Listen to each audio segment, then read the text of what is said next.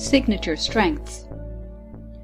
Quite often, when we're in self-improvement mode, we focus on our weaknesses, or at least what we perceive to be our weaknesses, and work on those. But that is a little like focusing on the negative. Instead, it has been found to be much more effective to focus on our strengths and to find as many situations as possible to use them. Psychologists have divided personality strengths into categories and subcategories, as in the downloadable chart with this lecture.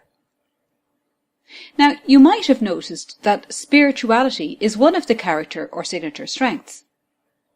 And if you consider yourself an atheist or agnostic, then you might say that you could not possess spirituality. However, when you are moved by kindness, beauty, empathy, or any emotion not directly connected with yourself, you are expressing your essential being, psyche, spiritual intelligence, or spirituality. Whenever we use our strongest character strengths, we are performing and feeling at our best, and others often recognize these strengths even before we do. So the method is to first determine which are your top 3 character or signature strengths. And there are 3 ways to do this. You can choose any or all 3. One is to read and consider each one and come to a conclusion for yourself. 2 is to ask someone who knows you really well to read each one and tell you which they think are your top 3. And 3 is to go to the website of Martin Seligman and Christopher Peterson. These are the psychologists who have done extensive research into this area, and take the free survey.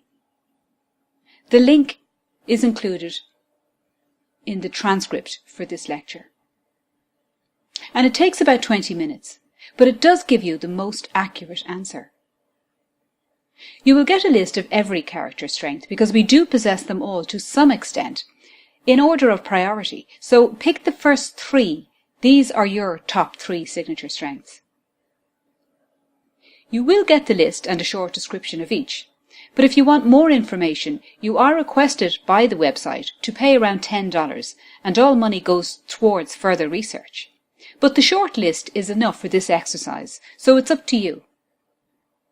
Now, what do you do with this knowledge? Think about how and in what situations you already use your strengths.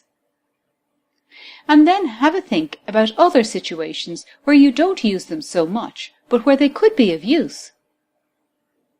I'll just give you an example.